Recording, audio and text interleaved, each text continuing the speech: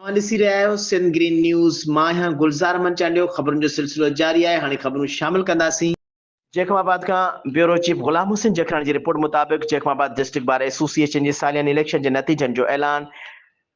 DBA जे election में अलशहबाज panel कामयाबी हासिल करे वरिती।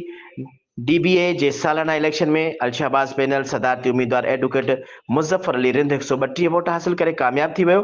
दम दस्तगीर पैनल जे सदर advocate Zahid Hussain time 94 vote हासिल किया। सिविल कोर्ट जुडिशियल कम्प्लेक्स में कामयाब उम्मीदवारनि वकीलनि जी तक़रीब थी। डीबीए जे नई चूंडियल सदर एडवोकेट मुज़फ़र अली रिंद जी हिमायत में दुहल ऐं शरनाइनि ते रक़्स कयो वियो। डीबीए जे इलेक्शन में अलशहबाज पैनल में दम दस्तगीर पैनल विच में सख़्तु मुक़ाबिलो थी पियो।